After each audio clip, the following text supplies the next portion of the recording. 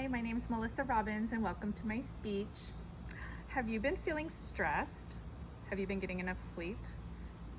Losing your focus? Suffering from anxiety, depression, both, or maybe all of the above? Studies show that focusing on the present moment and practicing mindfulness has a positive impact on health and well-being and can help you cope with some of these stressors. The British Journal of Social Work defines mindfulness as such. Mindfulness is the ability to focus one's awareness on the present moment while acknowledging and accepting feelings and thoughts and bodily sensations. It is about being fully present in your life, knowing what you're experiencing, and relating to these experiences in an open and receptive manner. So that sounds good, right? So what's the problem? The problem is there's a lot of myths and misconceptions about mindfulness. Many people have reasons why this is not a part of their daily life. The time and the skill involved with practicing. People like to always say, I don't have the time. Or they think that you have to empty your minds and shoo away your thoughts. There is also an association with religion that is not culturally accepted. What do you picture when you hear mindfulness? A Buddha sitting on the floor on a pillow with your legs crossed? Another problem is people are in fear of reliving past trauma, which causes more anxiety. This can also cause potentially traumatic flashbacks and social withdrawal, bringing forth negative thoughts and emotions. When it comes to physical health, according to a study examining the general impact of mindfulness on well-being, 14% of participants reported disruptive side effects. Some of the disruptive side effects include decreased quality of sleep, energy problems, and increased anxiety. Since we discussed some of the myths and misconceptions surrounding mindfulness, let's talk about the benefits and importance and the solutions to these misconceptions. Although mindfulness does require a little practice, it does not have to be achieved through meditation, nor does it need to be time-consuming. According to Mesa Community College Professor Halexa, there are 5 aspects of mindfulness. The first one, number 1, is awareness. Just being aware of your environment, tying in your senses, your thoughts, your emotions, and being aware of them and just acknowledging them. Number 2 is presence, being in the present moment. When someone's speaking, listen to what they're saying. Don't be thinking of what you're going to say next.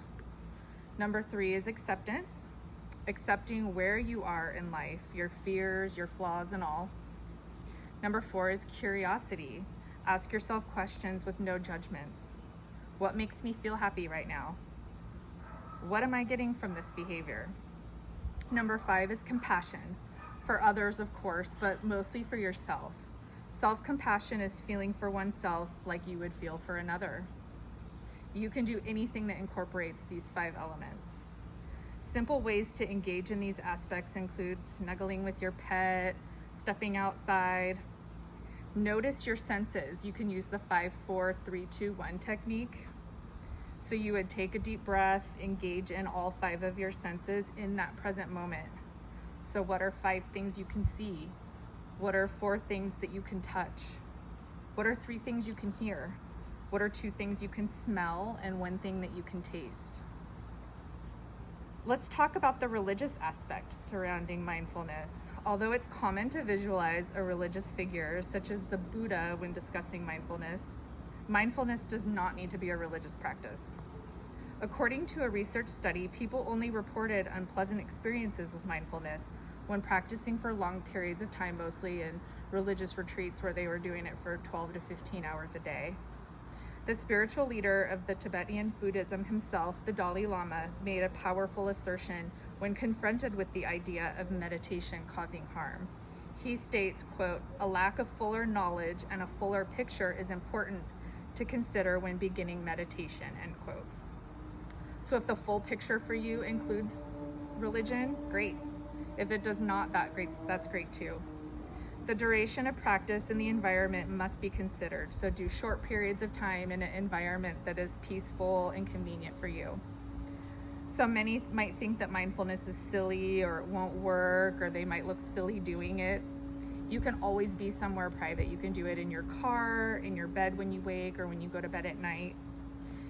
You can reflect in your own thoughts without even using actions. So let's go into the benefits in utilizing mindfulness as a daily practice or habit. Physical health. According to British Journal of Social Work, the study focused on social workers who are in a high stress occupation and found that physical health improvements on health and quality of life across different countries. They found it improves quality of sleep. Just several minutes of relaxation and being aware of your own breath triggers the parasympathetic nervous system, which produces melatonin, which in turn helps you sleep.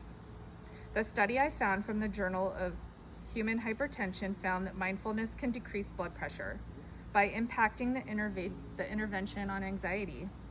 This same study also concluded that mindfulness may be an effective alternative to medication by improving the blood pressure control. Mental health also plays a big role in mindfulness. By paying attention to yourself, you can start to identify early warning signs of stress. For example, jaw clenching, leg bouncy or being fidgety, headaches, etc. It improves self-awareness by recognizing certain behaviors or trigger. And in this case, we are less likely to overreact or just take a pause. The study on social workers showed that mindfulness protects from work-related stressors, including compassion fatigue, which can lead to burnout. There can also be issues with problem solving and concentration that mindfulness helps with by perception and just managing emotions. Mindfulness decreases anxiety and prevents from reliving trauma through flashbacks, social withdrawal, etc. People who suffer from PTSD are able to observe their experiences without judgment and become more resilient when confronting those intrusive thoughts. Now, I want you to take a few seconds, find some space, and notice what you are doing right now. How are you sitting? Are you stumped? Is your leg bouncing? Are you feeling fidgety? I'm going to guide you through a quick technique that you can do. It's stop. S is for stop what you're doing. T, take a deep breath in through your mouth, out through your nose. Observe your thoughts, emotions, and your environment. And then P is for proceed with your day. How do you feel? Are you sitting up straighter? Is your jaw unclenched? Did your legs stop bouncing? You may not feel a life-altering difference now, but your future may start looking brighter. After practicing this in short amount of time throughout the day, your future may include better sleep, improvements of minor medical issues, less stress, an increase in those 5 elements that I discussed, improved mental health through self-awareness, and a decrease in stressors in the environment. So I challenge you to take a break from your finals this week. Set an alarm or a reminder each day to engage in a quick exercise. Try coloring, journaling, find something simple that works for you. Create it in your own home or at work, and encourage others to join you. Let's take small steps to improve our well-being that will in turn improve others. Are you up for the challenge?